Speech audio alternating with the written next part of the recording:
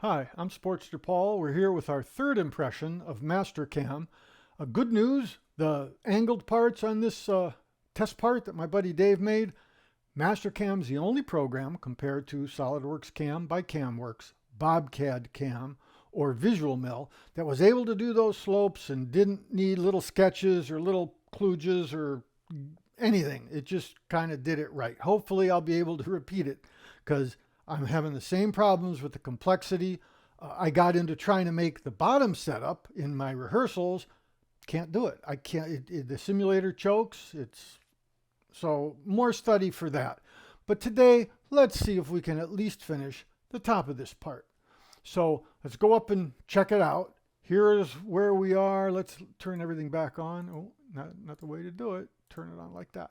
So this is where we were, all the tool paths. We faced the top. We did the perimeter. We did this, what I call the deep pocket, down to this surface. Now let's turn them off. To this surface here. And then we did what I call the shallow pocket, which is from the top of this down to here. And there's the planes and the tool plane and the construction plane and all of that. I had to make sketches. Now, all the programs I needed to make sketches for this bottom one to deal with these breakout holes here and here. You probably can't see that. Here. For MasterCAM, I had to make a sketch for the top because it couldn't deal with the fact that I selected stuff on this angle. But we're here. We had an issue when it did simulation of the perimeter. The tool would turn red, and I thought that was because the smooth part of the shank was against the part rotating, which is a no-no. All the other programs would say, hey, you've got a collision, shank, not tool collision to the stock, but the shank is up against the stock while things. It's not the problem. The reason that tool turned red, what I did is I made the effective cutting, like I made the flutes, an inch and a half long. It still turned red because it goes underneath some plane that I've defined, one of the 52 planes here. And as soon as that tool goes to do that 20 thousandths under, I said I wanted to undercut this, it turns red because it thinks something's wrong because it's going below the tool plane or the work plane or the construction plane or the plane. So got that. It's not acceptable. I mean, why isn't it telling me that the flute, that the shank is up against the part? Okay, well, we're there. Now let's try to do this flat. Now, the good news is these two angles, hopefully I'll be able to repeat what I did all day figuring this out. But the flat, same problem as all the other programs. I thought, because this lets you define an open pocket, I thought we'd be okay. So let's do mill tool path. Let's say pocket. Wants geometry. Let's do that. Okay, here's our big complicated thing. Tool. 1/4 inch end mill. I did notice I had a 4 flute end mill defined this whole time. Oh, let me show you. Right click for options, I think. So if I highlight this and right click and say edit tool, I thought, well, this is useless, and I'd been escaping out of it. Turns out this is another problem with my machine. I don't know if it's the video system or something, but it doesn't like, you can start selecting stuff. Oh, I made it a ball mill. Oh gosh, can I cancel out of this? This, I don't think, everybody has to put up with this. I'm going to not be able to get out of this. Did I change it to a ball mill? Let's see what happens. I hit escape. Edit tool, there it is. Edit tool. Oh, thank gosh. So we're going to quit. You can imagine the grief. This, I think, is just my particular machine with this HP ZBook with 4 monitors. It's got DisplayPort. I think that confuses because Visual Mill had all kinds of problems. SolidWorks CAM, if I close things on this monitor, next time the dialog box opens, it's on an imaginary non-existent monitor. I have to go hunt it down. Bobcad worked fine. So the one with the reputation for being low cost seems to be the most solid so far. So where are we? We got the right tool, cut parameters, climb milling, roughing, this goofy thing. See, it remembers where we were, where this is, and I didn't change that, and that's why it was screwing up last time. That was a default setting. lead in, lead outs, depth of cut. Oh, it won't. See, that's, yeah, we want to do depth cuts. We can do a little bit more meat, 125, so we'll make it a bit bigger. Linking parameters, this is it. Associative, see, it kind of remembers there. So I want to go, see, it's back on the top plane again, where we did the pockets and stuff. I'm pretty sure. Oh, this bothers me, because I've been wondering, where is the work plane origin? What says G0? Where's work 0 in this? Home reference points, home position from machine. Why do they care about the home position?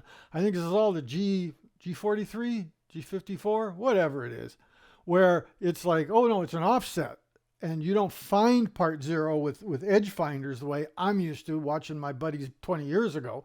Maybe this is the new way, you just set up the machine and you know where the vise is in space and somehow it all works out.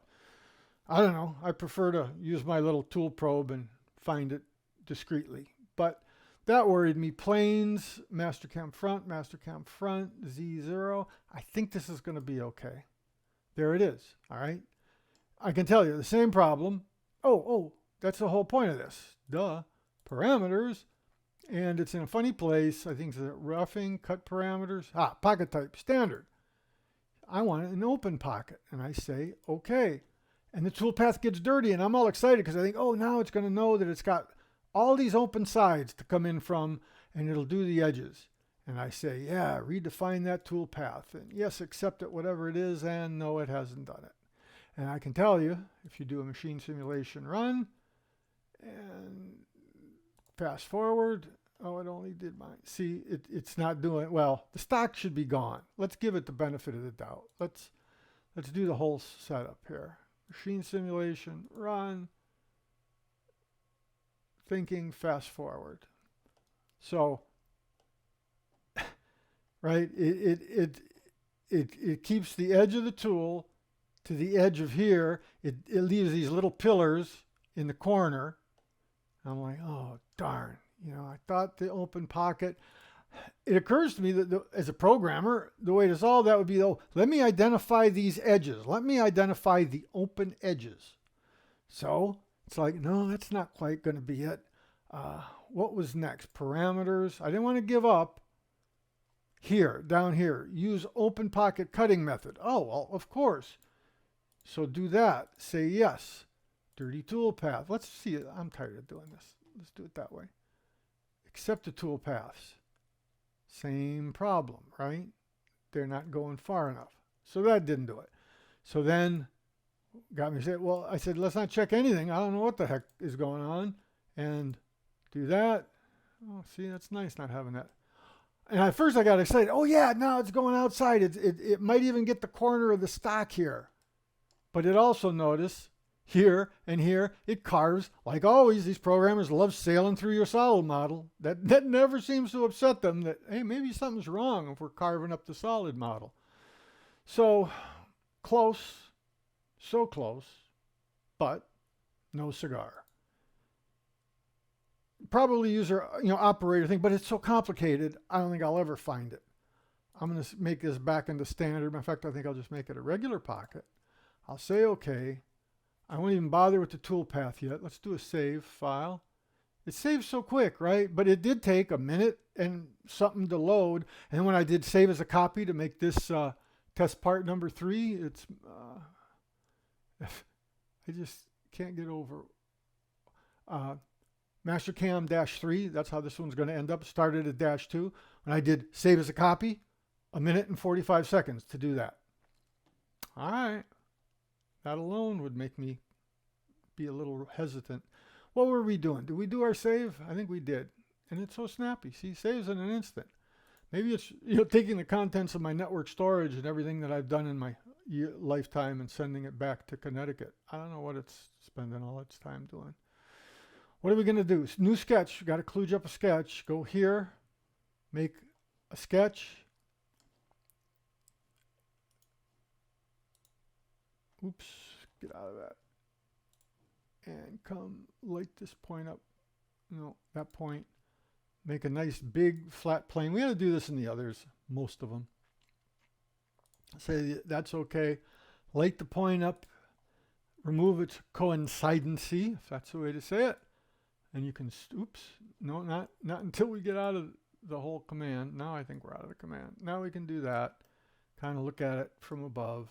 Yeah, got plenty of meat on both sides. The tool will clear 1/4 inch. You know, it'll won't leave little curls here. And then since we've gone here, it's clumsy and I hate it, but it also made me realize I definitely want a program that works inside SolidWorks. This is the flats kludge. And like the other three, the deep pocket kludge, which we had to draw up here, the only time MasterCAM is the only one that couldn't handle the fact that the contour was on multiple planes. Shallow pocket kludge, where we paved over these holes here. Now we got a flats kludge, and we're going to hide it. Good. Back to MasterCAM. MasterCAM has been relatively, I crashed it once or twice today. Typical, you know, doing stuff I'm not supposed, you know, clicking on things that they never test for. We're going to do geometry. We're going to take selection. We're going to remove the previous selection. We're going to select our flats kludge. We're going to say okay. I think it's just smart enough if you do that and say accept. And because I unchecked those boxes, it's not going past its boundary. Finally, it does what we, well, it doesn't do what I want. I want it to come in from the side. I want it to not to plunge in the material. I want it to plunge in the air. This one, there's a chance, just because of this particular part, there's a chance I could just redefine this plunge point over into the middle here. And just coincidentally, it'll be in a pocket where it'll go down, and then I'll be coming in on the edge. But like I say, I've been having so much trouble with this. I'm just going to accept this as a win. File, save. Nope. Did I screw it up? No, not yet. Am I up there? Yes. Now I'll do machine. Click twice because it's a drop down. Slow it down a little bit. You'll see this tool turn red when it's doing the perimeter. Like I said, I can fool it like this there. See how it turned red? That's because it went under the plane of the bottom of the part and was 20 thousandths deep. Okay? And it left the little corner like it's supposed to. Yay, happy days. So now, mill toolpath. And this only occurred to me right before I started this video. Doing these two, either of these surface rough, surface finish, I'm going to choose a finish. That might mean you got to pay for 3D MasterCAM. And that ain't $4,000, I'll tell you that much. So, nevertheless, I managed to get it fairly. Just selected this, said okay. See, you can see, different guy designed the dialog box, or they farmed it out to another person. Everything's different now. 2-inch facing mill. That's not necessarily right. Nice that it came up with the tool, because that reminded me, bless their hearts, no, you need a ball mill for this. And bless their heart, unlike, you know, some of the other programs, they've actually given you a library. Drills, how far down did we have to go? Countersinks, flat end mills, okay, they're after this. Balls. Here, ball element, 307. Okay, so now we got our ball end mill.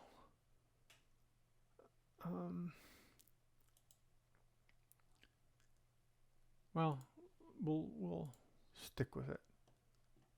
And we'll go up here and hide this squiggly line, hides it.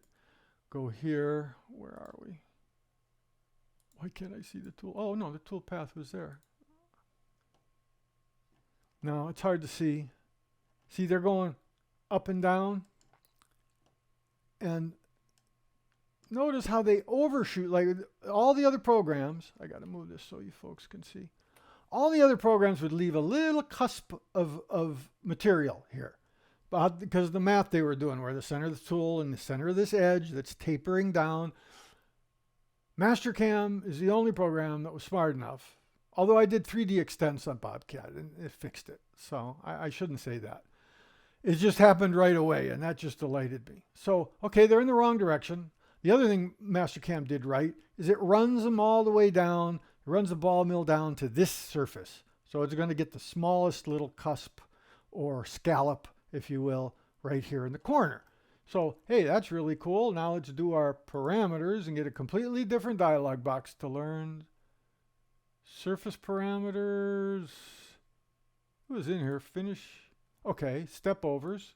The other programs, we went to 10,000.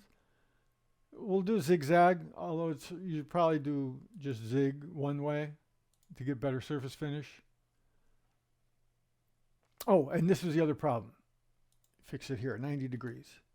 Say OK. Toolpath got a little X right there because it's dirty. We did our checkbox, so that's all fixed.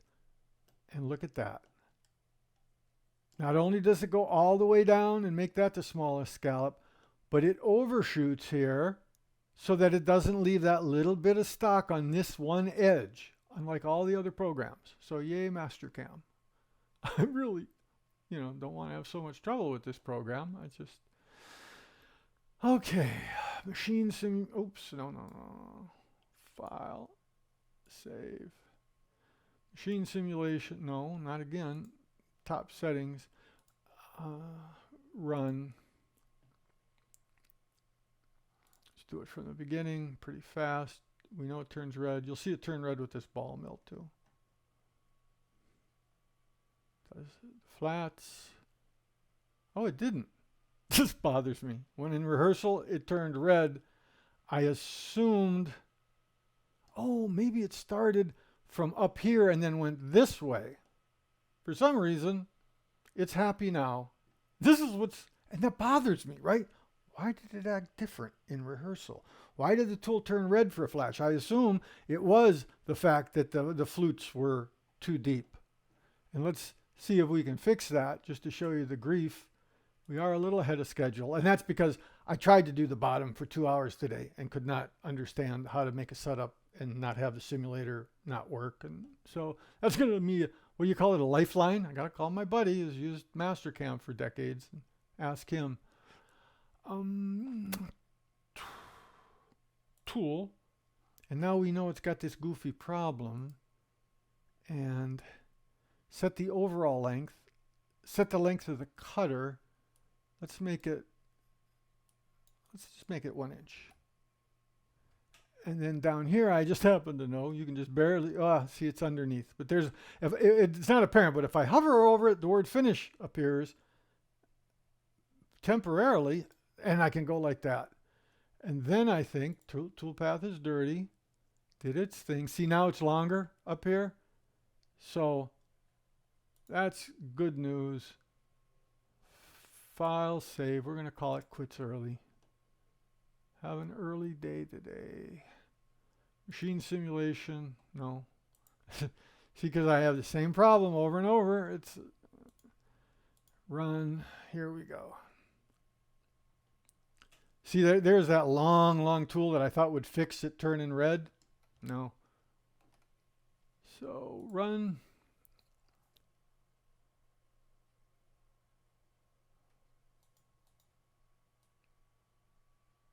It is wonderful how responsive the speed control is compared to some programs. And here it is. Now we're going to get the ball mill.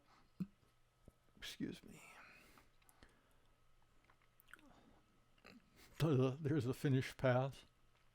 Oh, it's not done yet. It's not the most efficient tool, but if you make it 100 of these, this would be horrible. But I think that's just operator error. That's, if I spend another 10 years in a computer science degree, I'm sure I can get all of these programs working right. There's the finish. And now it's a ball mill. Oh, it's turning red again. It's turning red on the plunges. Did it do that before and I just not noticed because I was going too fast?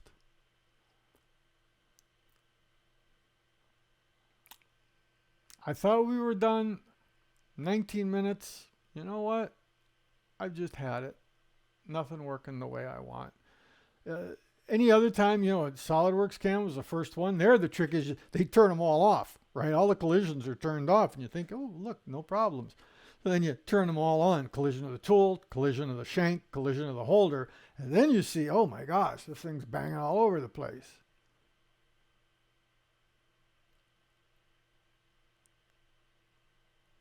there must be some rule about plunging down. You'd think that it would be smart enough not to make the toolpath that way, but no. Oh, I found another thing to show you that concerns me a little bit.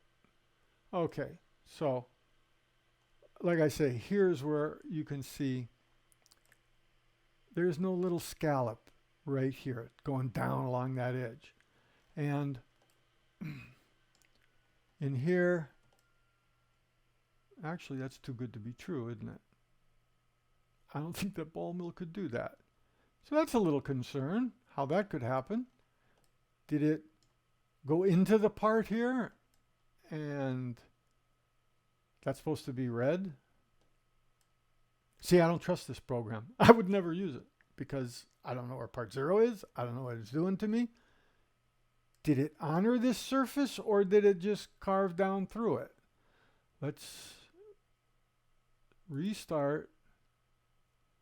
Next stop, next stop, next stop, next stop, next stop. Okay. Now, maybe that, no, it was turning red on the plunge. But I want to watch real careful here and go fairly slow like it is and say run.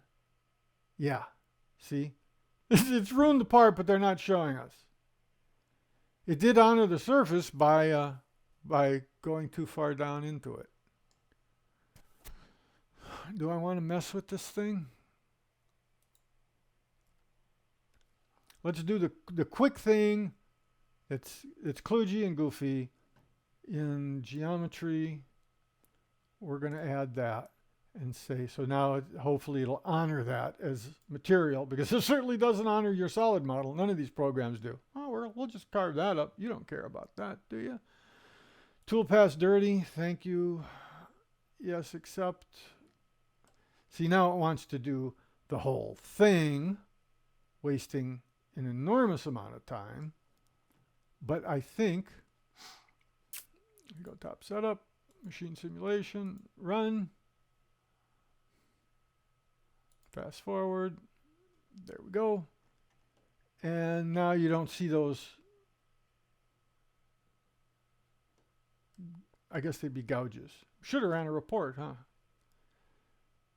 So this gets down to the goofy thing I had to do in the other programs, which is go back into SolidWorks, take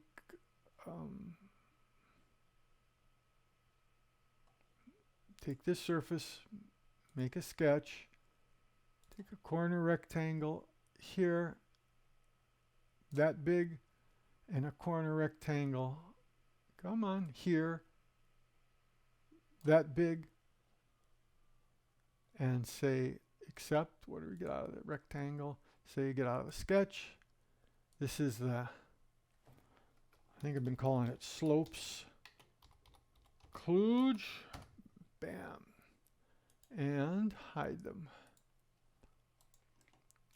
Once again, I apologize. I thought I was all set to go. I didn't notice that big gouge. Should have ran a... Where are we? We're going back here. We'll do a file save real quick. We will do geometry. Unselect that face. And select slopes kludge.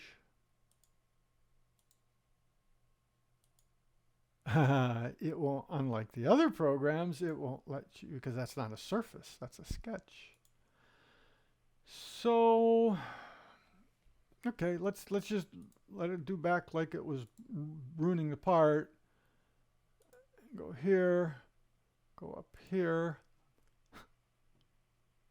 My head's spinning, run. Fast forward. See, I'd like to see that red or a different color. I guess I should know. Nothing to show you, it's different. But we have verification. Gouge excess, show gouges, right? So it doesn't make it obvious. I'm a visual learner, right? I want to see it. That's why I liked Visual Mill. That's why I liked SolidWorks CAM. All of them. Well, Bobcat had the same kind of junky simulator. That's the reason they hate Bobcat. But otherwise, it's been stable. It's much less expensive. So yeah, what is it telling me? Deviation 20 thousandths. Put a 20 thousandths gouge in. It's good to know. And then there was something else. Oh, show excess. Let's do that. Unshow the gouges. Excess material. Okay, a hole, perfect. Hole, perfect. Hole, perfect. What's this one? This is just the stock we've got remaining. Once again, the number doesn't make sense. To me, it should be 4/10 minus 20 thousandths. 3/8 something, but it's not. It wasn't right in Bobcat either. Great. But there was something, simulation. There was a way to set the accuracy of the simulation. Material removal, workpiece stock. I'm going to have to do it on my own time and find it. Apply, material removal analysis. View. And it was sloppy, I should mention. It was like 7 thousandths. And it's like, well, not the run speed, fast forward, restart, previous op, step back, work. Displays the workpiece as stationary. No. Move using NC code position from the move list. Simulates material using your stock definition. Control V. Oh, duh. Settings. Here. Simulator tolerance. 72 tenths. I don't know why. It's in some script file, no doubt. Probably because their demo program, works good with this. Let's make it accurate to 1,000th. It shouldn't change anything, really. Simulate. Does its thing. Shows us. Fast forward. And verification. Do your gouges and excesses. Same 2 gouges. Turn those off. Same excesses. So that's comforting. Although, is it? Because with Visual Mill, it kind of let me see how accurate the corners were. Now, that might be a shortcoming of the program. These guys are like, oh, it's math. You take that tool, you sweep it on that arc. It's perfect, right? There's no question that these are like rounding errors, these colors shading. So, gouge part, I will, by next episode, figure out how to do a surface there or something to get this thing smart enough to not gouge the solid model when it's... So I guess I lied at the beginning when I bragged. Oh, no. Oh, that's just a other thing. Hang on. Let's get out of this.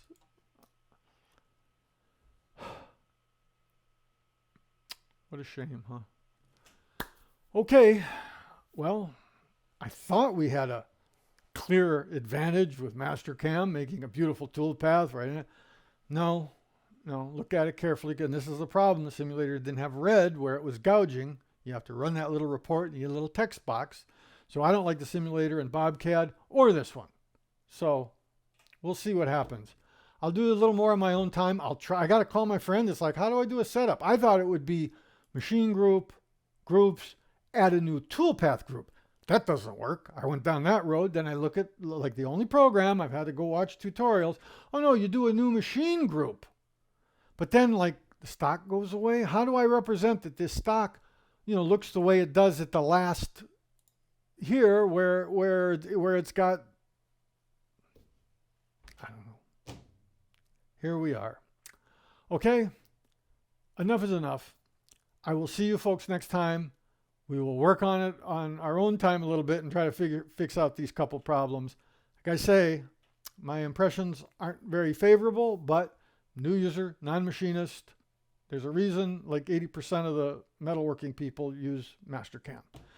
So take that into account. And the fact that, hey, maybe the MasterCAM value-added reseller is just the greatest guy and you've known him for 20 years and he comes over your shop and any problems he helps you handle. So, there's a people aspect to this business too. Okay, we'll see you next time. Catch you in a bit.